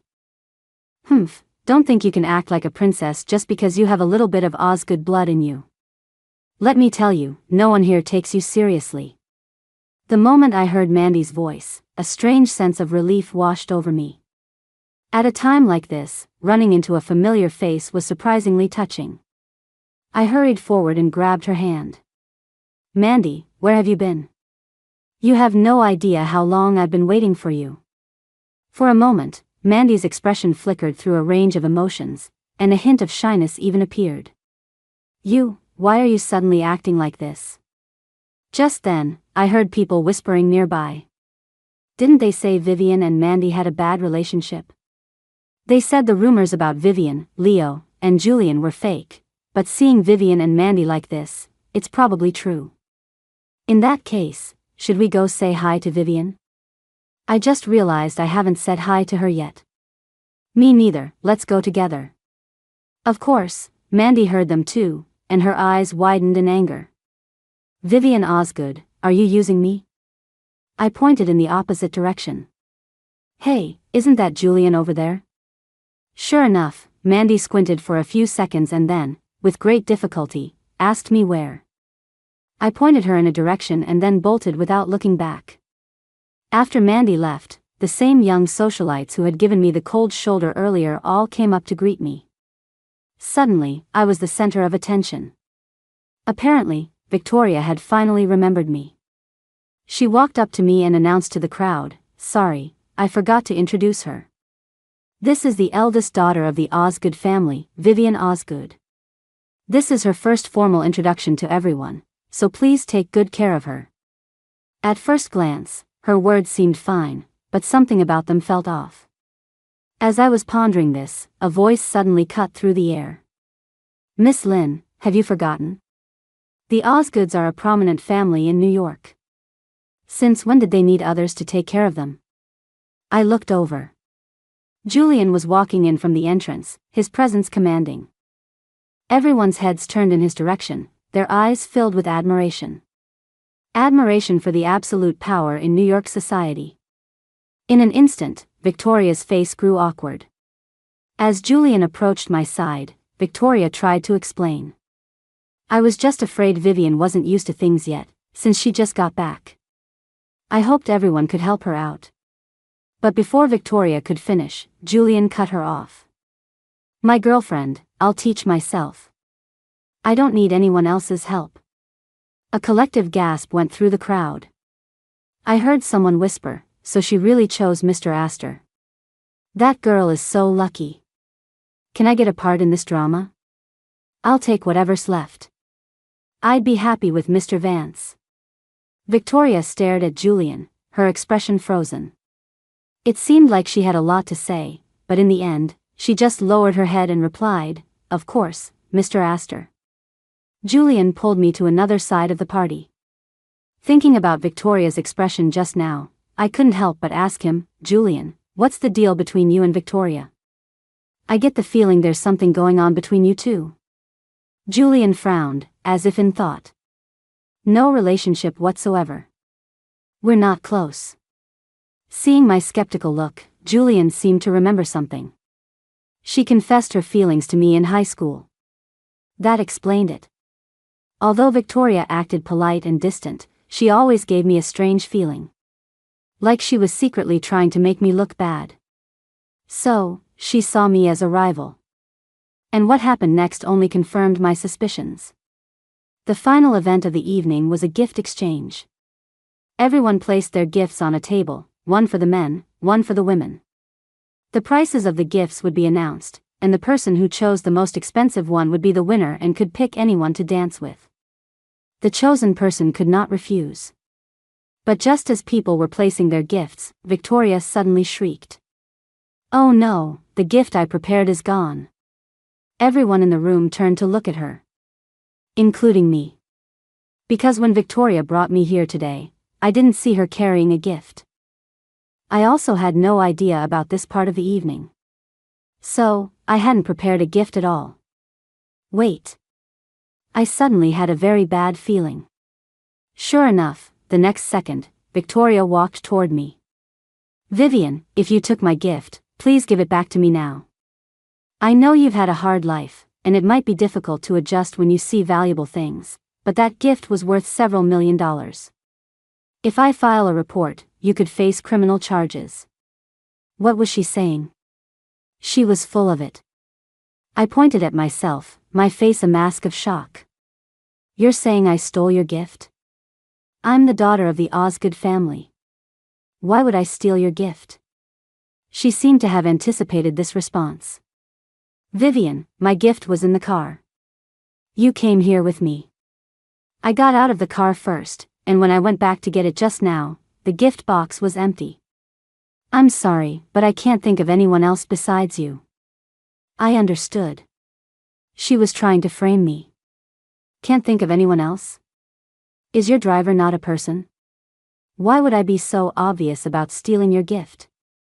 I'm not an idiot. The hall was completely silent. Only the sound of my confrontation with Victoria echoed through the room. Victoria looked at me and suddenly smiled. I wanted to talk to you nicely, but it seems you're so arrogant now that you're an Osgood that you refuse to admit it. You know very well where you were before you came to New York. You were raised by the mob. You've done plenty of petty theft, haven't you? I can't believe you still haven't changed, even after coming back to the city. Victoria's voice was loud, and everyone in the ballroom heard her. They started whispering. Oh my God, so those rumors were true? Vivian Osgood was raised by the mob and used to be a thief. Seriously, that's so embarrassing for the New York elite. No wonder Victoria was suspicious of her. If it were me, I wouldn't go anywhere near a thief like that. I finally snapped and slapped her across the face. I've had enough of you. Yes, that's right. I was raised by the mob. So what? All these years, I've lived an honest life. I've never broken the law, and I've never been a thief. What right do you have to just stand here and slander me with your words? After that, I fled the ballroom. The tears I had been holding back finally streamed down my face the moment I turned away. I don't know how long I ran. But when I finally stopped, a voice came from behind me. You finally stopped. I almost couldn't keep up. I slowly turned around and saw a panting Julian. Julian and I sat down on the curb. My tears wouldn't stop flowing. Even though I could stand up to Victoria with righteous words, the fact that I was raised by the mob had always been a deep-seated insecurity. I had imagined countless times what it would be like if I were the daughter of an ordinary family. I could have gone to school and lived a normal life. I wouldn't have had to worry about being sent to a bar before I was even grown up, or being forced to do things I didn't want to do. My parents might not have been rich, but they would have given me a simple, happy life. I looked at Julian, my voice filled with sadness. Julian, I wish I were the real Vivian Osgood. But I'm just an orphan. Looked down on, disliked by everyone. Hearing this, he looked at me, his gaze firm. Whether you're an orphan or an heiress, someone will still like you. I shook my head. No, they won't. I grew up in a world of opportunists. I know that people in this society judge you based on your status. Just like back then, if you hadn't given me money, I wouldn't have talked to you for so long. I'm that kind of person myself. Julian was silent for a long time. Just as I thought he wouldn't say anything more, he suddenly spoke. It's different. You were just trying to survive back then. If you had a normal family like other girls, I believe you wouldn't have been like that. You say people are all opportunistic now, but I'm rich enough, right? Am I friends with you because of your money? No. It's because I like you as a person. Hearing Julian's words, I was stunned. Honestly, in all my life, no one had ever said anything like that to me. It felt like I had never really been liked before. But I looked at him cautiously. But, Julian, do you like me because I'm me, or because I'm like Vivian Osgood? Even though Julian had never said anything, I could feel that his feelings for Vivian were special. Of course, it's because. Just as Julian was about to answer, his phone rang. He looked at the caller ID, frowned, and answered. A few seconds later, he exclaimed in surprise. What? The real Vivian Osgood has been found?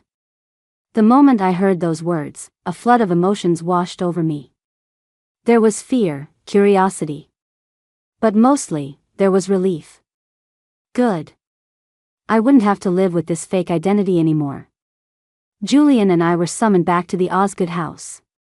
After all, we were both deeply involved in this matter. Julian had told Mr. Osgood that I was the real Vivian, and I had played the part of the fake heiress for so long. In the Osgood family's main hall, the real Vivian Osgood sat calmly beside Mr. Osgood. She was elegantly dressed, with fair skin and a natural aristocratic air. It was true. A fake could never become the real thing. Even after being lost, the real heiress still carried herself like a lady. She looked at me with curiosity. As if she wanted to see what the person who had impersonated her looked like. For a moment, I felt a pang of shame. Mr. Osgood spoke. "Julian, I trusted you so much. Why did you lie to me? If I hadn't been about to give up and cancel the search, if I hadn't been lucky enough to find Vivian in the end, were you planning to let an old man like me live with regret for the rest of my life?" Julian bowed his head deeply. "I'm sorry, Mr. Osgood. This was my mistake. Don't worry, as a junior, I know what I must do." Mr. Osgood let out a cold laugh. "Everyone knows the Astor family is powerful. But in a matter like this, are you planning to buy my silence with money? I heard this fake heiress you found was caught stealing at a party. If you can't give me a satisfactory explanation for this, I've also called Victoria over. We'll see how this matter should be resolved." Just as Mr. Osgood finished speaking, Victoria walked in from outside. But the moment the real Vivian saw Victoria, she suddenly shot up from her seat, her expression one of disgust. "It's you?" The real Vivian pointed at Victoria and looked at Mr. Osgood. "Dad." It was her. Even though I've lost most of my memories from before I was 8, I'd remember the mole on her face even if I were dead. Back then, she said she would take me to play, but in the end, she left me there alone, and I was taken by traffickers. After Vivian finished, everyone was stunned. Victoria looked flustered. "Vivian, we were good friends when we were kids, weren't we? And on the day you went missing, I never even came to your house." Mr. Osgood also seemed confused. "Vivian, Victoria was only 8 when you went missing. Why would she harm you? Besides, we've watched the security footage from that day over and over again, and we never saw Victoria here." Vivian slowly approached Victoria. "You told me to come to your house to play, and you specifically told me not to tell Dad, to go out through the back door. But when I got to the back door, someone knocked me out. When I woke up, I was in a strange place. Actually, my memories of what happened back then are very blurry, but the moment I saw you, all those memories became crystal clear." Mr. Osgood asked Vivian, his voice trembling, "Vivian, is everything you're saying true?" Vivian nodded. Mr. Osgood looked at Victoria, his eyes filled with disappointment. "Victoria, after Vivian went missing, you were always here to comfort me. You always told me that Vivian would definitely come back. You know, to some extent, I had already started to see you as my own daughter. But I never thought it would be you who caused Vivian to go missing." Hearing Mr. Osgood's words, Victoria let out a sarcastic laugh. "See me as your daughter? How can you even say that? I've been playing this part for so many years. I deserve some credit, even if I haven't done anything major. And you? You talk a good game, but you've never given me anything of real value. And then, after that fake Vivian came back, you acted like I didn't even exist, giving her all the best things. Why? Why can't I have the things Vivian has?" Mr. Osgood looked heartbroken, clutching his chest. "Victoria, you've gone too far. I will not let this go easily. I will make sure you pay for what you've done." But Victoria seemed to have expected this. So many years have passed. What could you possibly find out now? I wasn't the one who trafficked Vivian. At most, I just played a prank and led her out of the house. What crime can you charge me with? Just then, a voice came from behind. "Maybe not trafficking, but what about assault and hiring a hitman?" I turned around to see Leo walking in with Stella, followed by a group of people. I even saw Marco among them.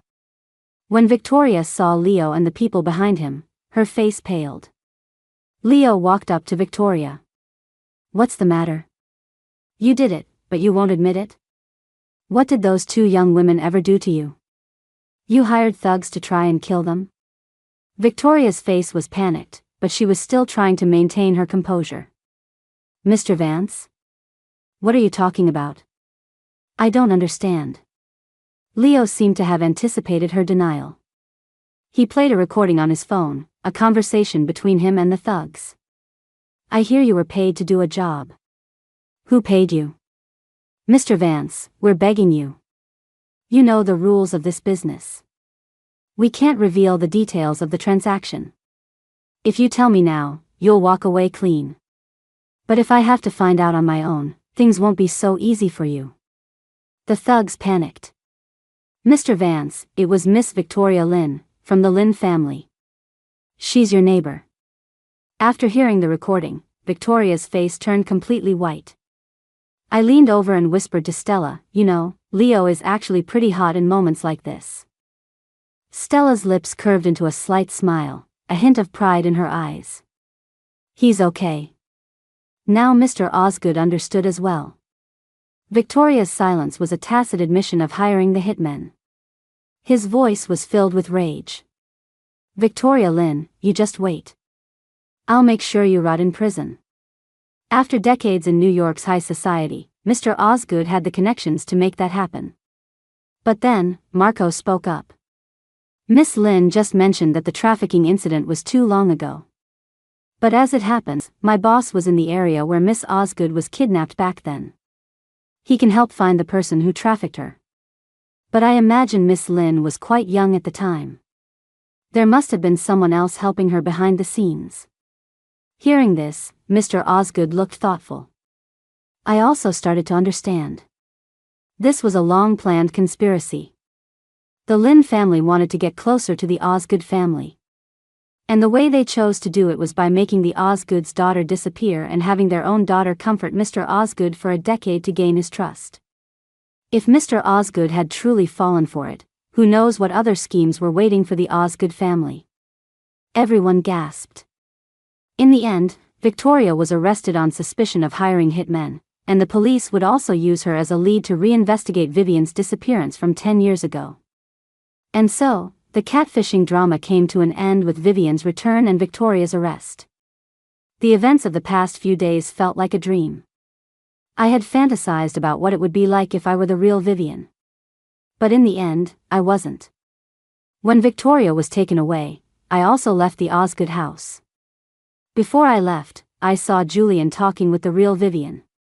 A handsome man and a beautiful woman, a prince and a princess. They looked perfect together. As I walked out of the Osgood estate, Marco caught up with me. "Michelle, do you want to go back and see the boss? He's missed you and Stella since you left." I was silent for a moment, but eventually, I shook my head. Although the boss had raised us, Stella and I had lived every day in fear. I couldn't forgive him on behalf of my younger self. Marco saw my refusal and didn't press the issue. "I understand. The boss was wrong. He only raised you to be his helpers. I get it, for both you and Stella. From now on, I hope you two will live a good life." Marco waved goodbye. At that moment, I finally felt like I could breathe again. It was as if all the painful years of my past were finally saying goodbye. I moved back into the school dorm. When Stella heard I was back, she moved back too. I teased her. "What happened to the big apartment Leo gave you?" She answered almost without hesitation. "It's not a home without you." But then she revealed a deeper reason. "I think, the social gap between me and Leo is just too big. I don't think we have a future, so it's better to end it sooner rather than later. And since I'm not going to be with him, I can't keep the apartment he gave me." Stella had always been a person of principle. I asked her, "Does Leo know how you feel?" "What did he say?" Stella shook her head. "I sent him one message saying it would never work, then I blocked him. I was a little shocked. Because I had blocked Julian too. But it was fine. No men in my heart, only the gods of academia. Free from all distractions, Stella and I finally began to enjoy college life. We went to class together, studied together, and ate together in the cafeteria. Just when we thought life would continue on like this, the unexpected happened. Someone posted on the campus forum about how Stella and I were raised by the mob. The post blew up with comments. Am I seeing this right? Isn't that the NYC prince's girlfriend, the daughter the Osgood family just found? Dude above, you're so behind. That Michelle Miller isn't the Osgood's daughter. The real heiress was found a while ago. The rumored girlfriend of an A-lister and a billionaire, a fake heiress, raised by the mob. Putting these three things together is kind of terrifying. Was Michelle Miller trained by the mob to be a gold digger? The campus forum was flooded with comments. People seemed to have decided, without any evidence, that I was after their money from the very beginning.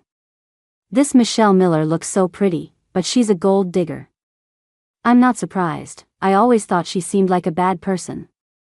Anyone who can be involved with two men at the same time can't be any good. Exactly, and who knows if it was just two men. Suddenly, Stella and I were once again at the center of a storm of public opinion. Everyone was attacking me with words like gold digger, sugar baby, and slut. But just then, Julian posted on X. It's not my girlfriend trying to get money, it's me wanting to give her money. Will irrelevant people please stop spreading rumors without knowing the truth? And Leo posted a picture of him and Stella with the caption. This is my girlfriend. Miss Miller was not two-timing anyone. Please don't misunderstand. He also couldn't resist adding. Babe, when are you going to unblock me? Instantly, the hashtag NYC Prince and A-lister are simps shot to the top of the trending list. Suddenly, no one had time to discuss me and Stella anymore.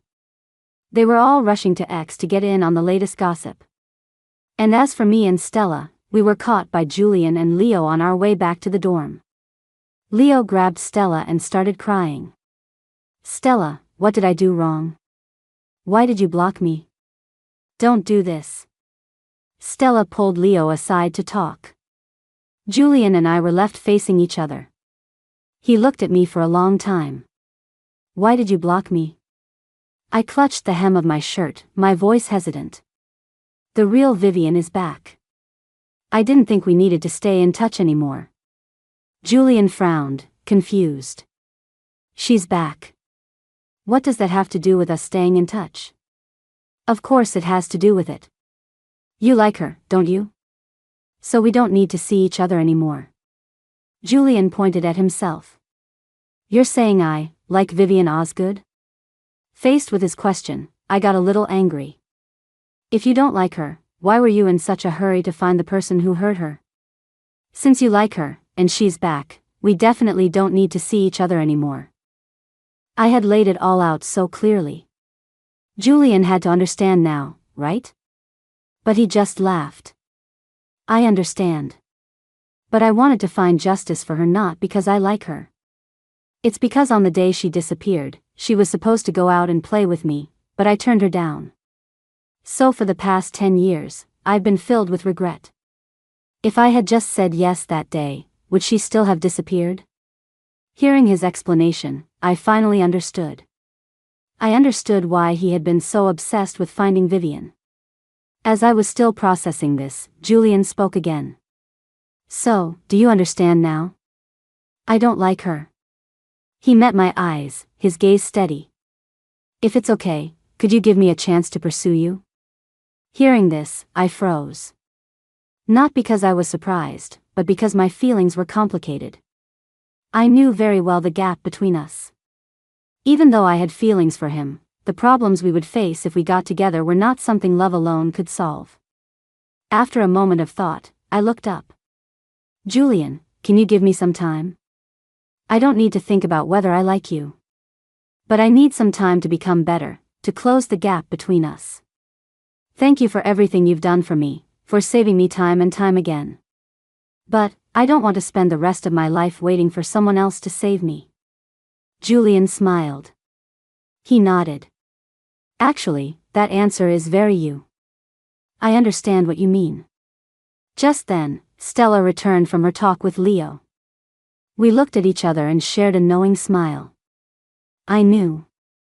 We had made the same choice. Life isn't always about getting lucky. You have to become better yourself to be able to confidently face the love and good fortune that falls from the sky. 4 years later, Stella and I graduated with honors and received full scholarships to study abroad.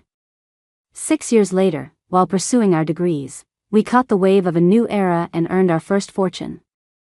We decided to return to our home country and move our headquarters back. On the day we returned, both Julian and Leo were there to pick us up. This meeting was not as rushed as the ones years ago. We were no longer little girls in tattered clothes. This time, we finally had the confidence to take their hands.